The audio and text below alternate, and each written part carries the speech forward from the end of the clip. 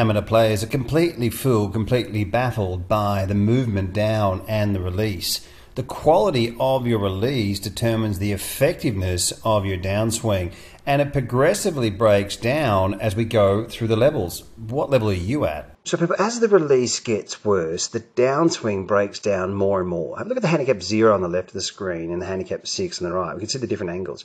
Moving through the golf ball, have a look at the hands here of the handicap 0 compared to the handicap 6.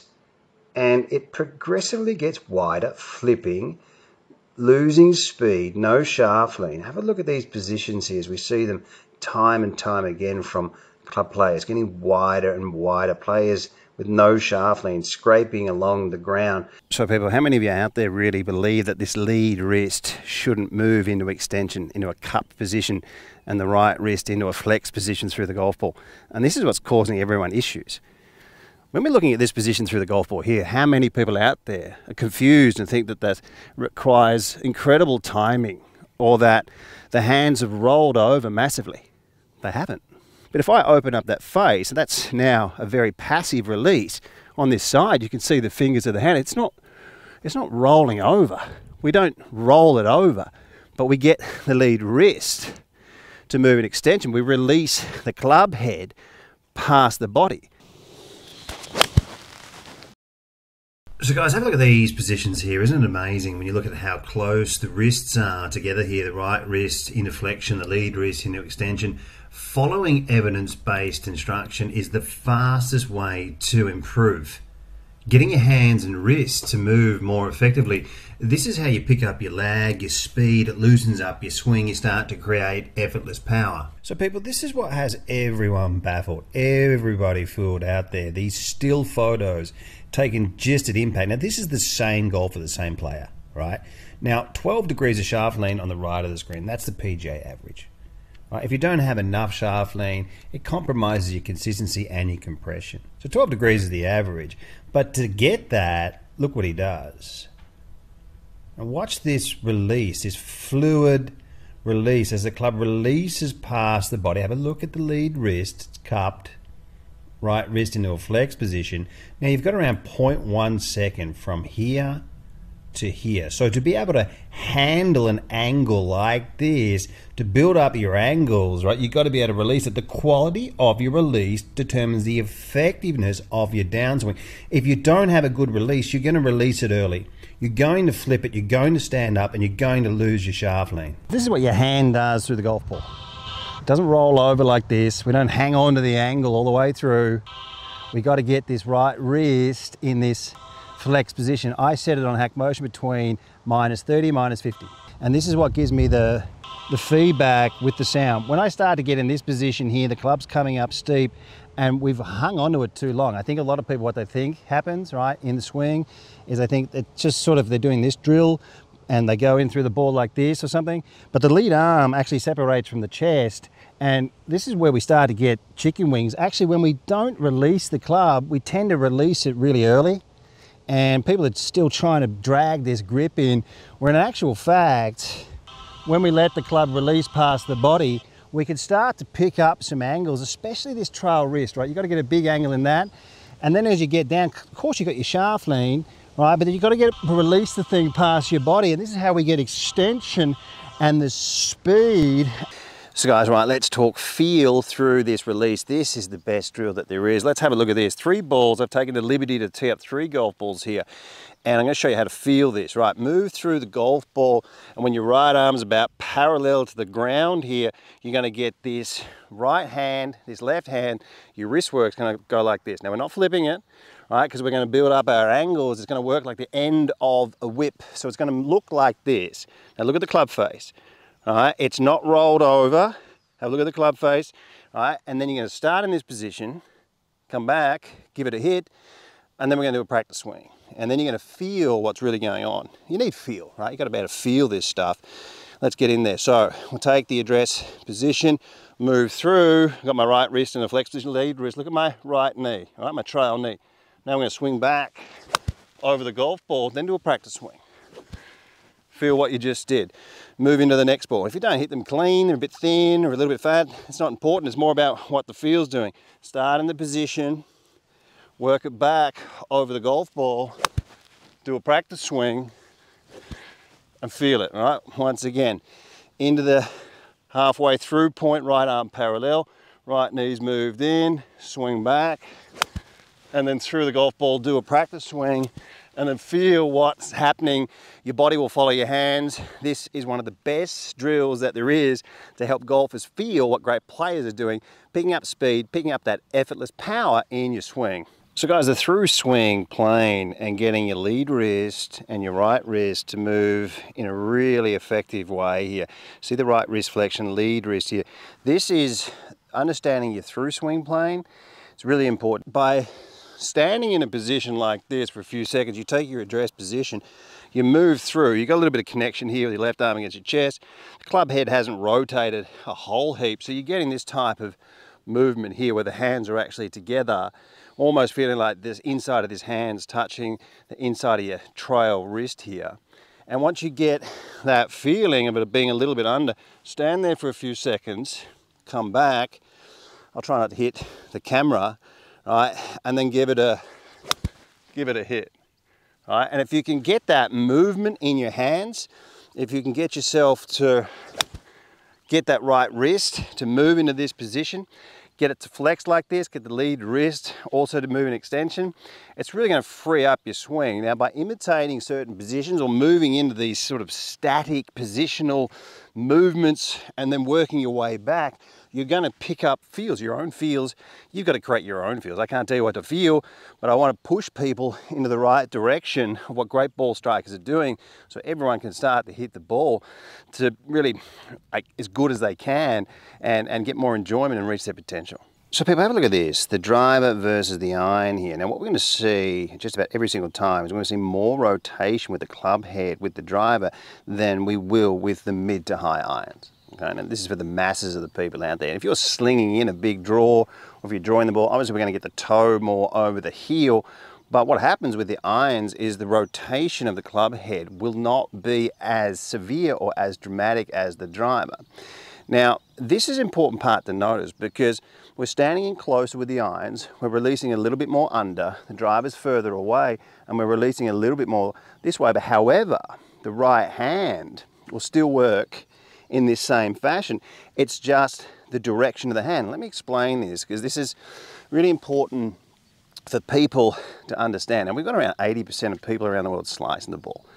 Obviously that's a lot. We've got advanced players that tend to probably draw the ball a little bit too much at times. We want to address that as well. So let's talk about the right hand so everyone here can understand the trail hand, what's actually happening here through the golf ball, and so that we can all get in there and hit the ball a little bit better. Now, when we're looking at the shorter irons, generally speaking, we're going to see that the club head will not rotate as much. So you can get this sort of feeling of the logo. Tiger Woods has mentioned this, the logo pointing up. The right wrist is moving a little bit more underneath, but it's still moving into a flex position.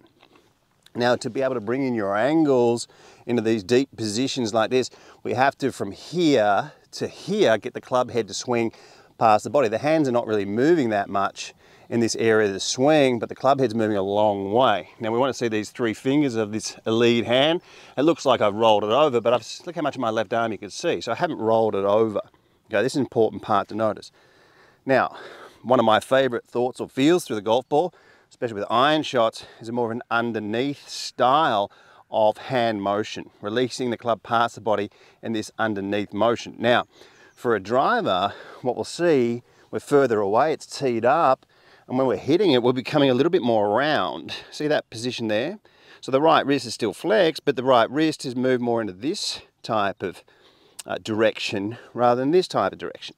Voted Best Swing Analysis and Best Online Instruction by several independent surveys.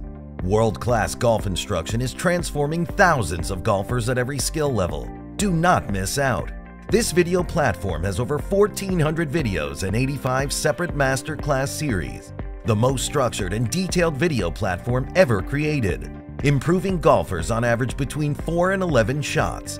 Join the chat room and join the community of world-class golf instruction. This is golf instruction that you've never seen before.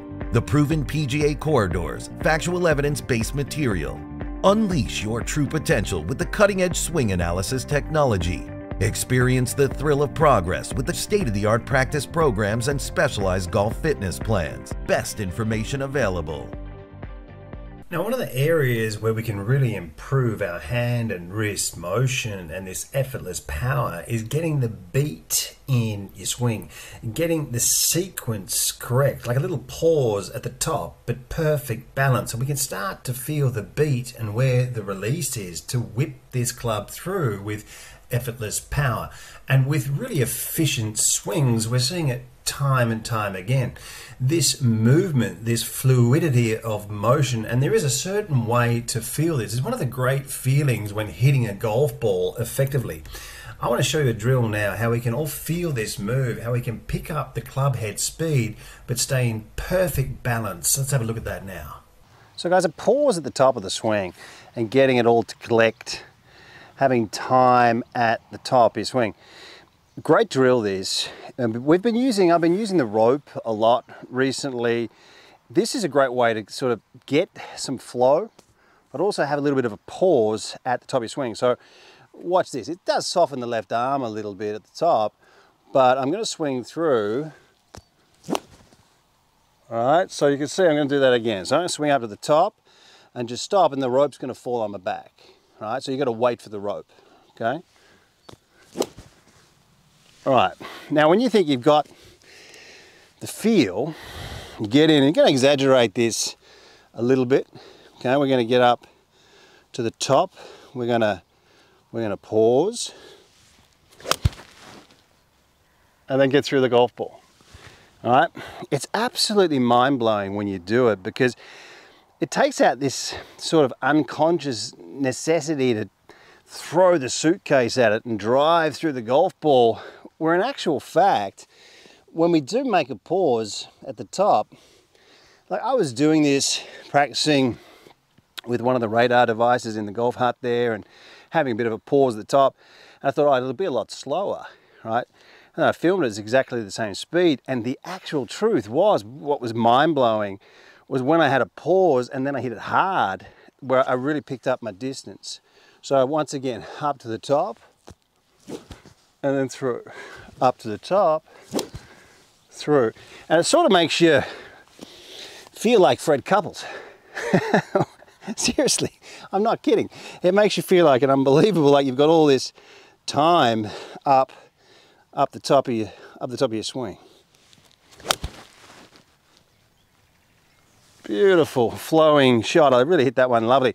Guys, great way to really practice, because when you're out in the golf course, you're on the battlefield and you're on the 13th hole and it's not working, it's not positions, it's the mood that you're in, it's the flow, it's how relaxed you are, it's the ability to keep balance, rhythm and sequence and flow in your swing. Great area to look at for a lot of players, not just senior golfers, for everyone out there, to help also improve their speed, taking their time at the top of the swing.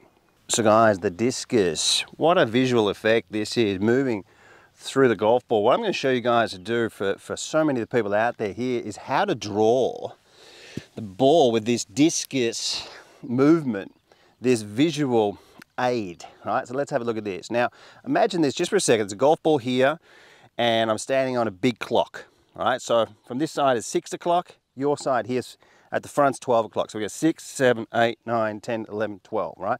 1, 2, 3. Okay, so when I swing back, you won't actually do this as much as you think, but it's just great to be able to help out so many people understand how to draw the ball. Now, if you take the club back between 6 and 7, obviously you've got the face pointed down, the right hand's a little bit away from you, and you're swinging out, feeling like you're swinging out between 12 and 1, and you've got that discus move, right? So you've got your right hand to move, like I'm going to throw it like this. See how the right wrist is in this flexed position?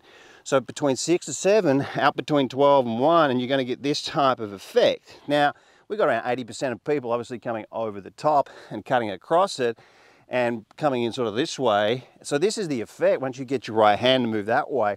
And that's the discus sort of draw feeling that you can get. And it's going to help your club head come out of the shaft on a lower plane. One of the things that's hard to do is when the club's actually moving away from you, like moving away from you, is to get enough face rotation to be able to hit a draw. That's why most people can't do it, right? It's not that easy. But the right wrist discus movement as it's moving away from you, it's actually going to give you that visual aid, that visual effect to understand, hey, that's what I need to do. And you might only hit it straight, but it's better than slicing, and it's better than hitting big fades out there when you don't want to hit them. Right? It's an interesting area looking at this trail wrist and how it moves and swing between 6 to 7 out to 12 to 1. Get stuck into it if you're struggling to hit that little baby draw that you're after.